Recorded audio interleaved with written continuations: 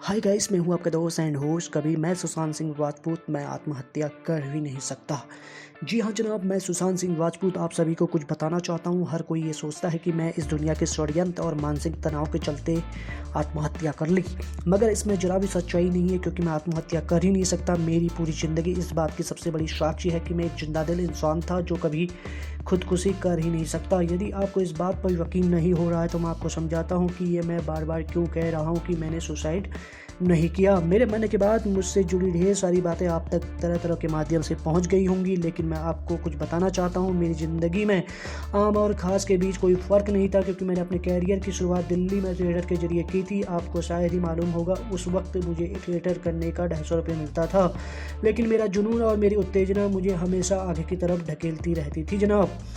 दिल्ली के बाद Mumbai backup dancer, IIFA award, stage पर स्टार्स के पीछे डांस करना, सीरियल में छोटा सा रोल, पवित्र रिश्ता, कई पूछे, शुद्ध देसी रोमांस, एक के बाद एक फिल्मों में मेरी ज़िंदगी को बदल देने वाला प्रोजेक्ट, महेंद्र सिंह धोनी की बायोग्राफी। मैं बढ़ता रहा, लेकिन मैंने कभी अपनी ज़मीन नहीं छोड़ी। मुझे मालूम था कि मेहनत और हुनर के मौके की तलाश होती है, और ऐसे हुनर को तलाशना मेरा सपना बन गया।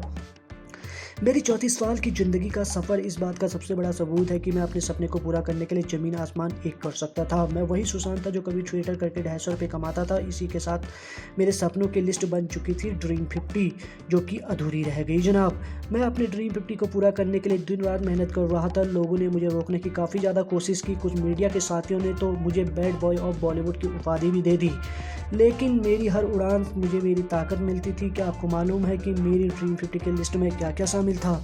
इस ड्रीम 50 की सूची में कुछ सपनों को मैंने पंख लगा दिया था, लेकिन कई मुख्य सपने अभी अधूरे रह गए थे। मैं प्रगति से प्रेम करता था, इसलिए मैंने 1000 पेड़ लगाने का लक्ष्य रखा था। इस लिस्ट में ख्वाब अधूरे रह गए, लेकिन मैंने इसे अधूरा नहीं छोड़ा। मैं लगातार अपने सपनों को पूरा कर रहा था। मैं 100 बच्चों को इसरो या नासा के वर्कशॉप के लिए भेजना चाहता था, और मैं उन्हें कोडिंग सिखाना चाहता था, क्योंकि मैंने भविष्य को महसूस किया था कि आने वाला वक्त हिंदी अंग्रेजी की तरह कोडिंग भी एक प्रकार की भाषा होगी। मैं अंधों लोगों को भी कोडिंग सिखाना चाहता था।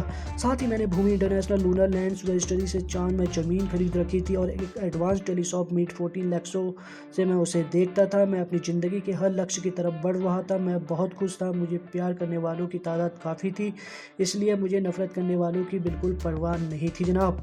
ड्रीम 50 में मेरा सबसे खास सपना ये था कि मैं औरतों को सेल्फ डिफेंस यानी कि आत्मरक्षा की ट्रेनिंग देने में मदद करना चाहता था।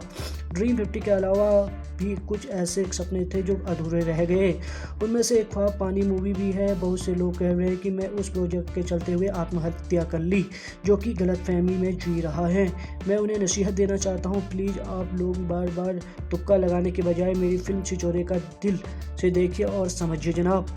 मैं दावा करता हूँ कि छिछोरा देखने के बाद आपको यकीन हो जाएगा कि मैं कभी सुसाइड नहीं कर सकता, क्योंकि मैंने ज़िंदगी से बहुत उतार चढ़ाव देखे हैं। मुझे जान से प्यारी मेरी माँ उस वक्त उस दुनिया से छोड़ कर चली गई जब मैं सिर्फ 16 साल का था। उस वक्त मैं बहुत कमज़ोर था। मेरी ज़िंदगी की वो एक कमी कभी पूरा नहीं हो पाई, लेकिन मैंने कभी गिव अप नहीं किया। जब मैंने अपनी माँ को खोने के बाद ऐसा कदम उठाया, तो भला कुछ करोड़ के प्रोजेक्ट और मेरे साथ हो रहे दुर्व्यवहार के चलते मैं ज़िंदगी का साथ छोड़ दूंगा। अगर मैं इतनी आसानी से हार मान जाता तो मैं आज दिल्ली के मंडी हाउस के बाहर चाय समोसा खाकर अपनी किस्मत को कोसता रहता, और यहाँ तक कभी नहीं पहुँच पाता जनाब। जिन लोगों ने इस बात पर यकीन कर लिया कि मैंने आत्महत्या कर ली है, वो शायद कभी मुझे नहीं समझ पाएंगे। मैं किसी को समझाना नहीं चाहता, लेकिन इस दुनिया को चीख चीख कर बताना चाहता हूँ कि मैं बुज़दिल नहीं हूँ। मैंने खुद को नहीं मारा, मैंने सुसाइड नहीं किया, मैंने मौत को गले नहीं लगाई, क्योंकि मैंने अपनी आखिरी फिल्म दिल बेचारा में यही कहा है कि जन्म कब लेना है और कब मरना है हम डिसाइड नहीं कर सकते, पर जीना कैसे है हम डिसाइड कर सकते हैं जनाब। क्या आपने इस बात पर यकीन कर लिया? यानी कि सुशांत सिंह राजपूत जो फिल्मों के जरिए जीने का अंदाज सिखाने की कोशिश करता रहा, मैंने हमेशा अपनी ज़िंदगी में हार को हराकर हर बार जीत को गले लगाया।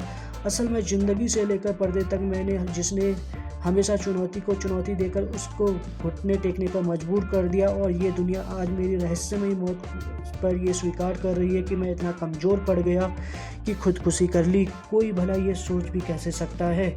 हाँ, इस बात पर और क्या अभी आपके मन में ये सवाल नहीं उठ रहा होगा कि अगर मैंने खुद से फांसी लगाई होती तो मेरे गले का निशान, चोट का निशान और कई भी सवाल जो आपके मन में ज़रूर आए होंगे। मेरी मौत भले ही एक राज हो, लेकिन मैंने आत्महत्या नहीं किया, और ना ही मुझे ठीक से याद है कि मुझे किसने मारा, क्यों मारा। मरने तक मुझे बस इस बात का अंदाज़ा नहीं था कि इसलिए मैं चाहता हूं मेरी मौत के रहस्यमय से पर्दा उठने की कुछ स्तरीय जांच हो, और जैसे ही कोई सीबीआई जांच की मांग कर रहा है, मैं भी बड़े स्तर पर जांच की मांग कर रहा हूं, क्योंकि मैंने आत्महत्या नहीं की है। मैं सुशांत सिंह राजपूत, मैं सुसाइड नहीं कर सकता। यह अभी तक मिले सबूतों के आधार पर आयुष सिन्हा की कलम से लिखा गया एक छोटा सा स्क्रिप्ट थी। जनाब, आपको कैसी लगी प्लीज़ प्लीज़ प्लीज़ बताइएगा ज़रूर कमेंट बॉक्स में, और चैनल को लाइक कर दीजिए और बेल आइकन को क्लिक कर दीजिएगा जनाब। जय हिंद, जय भारत।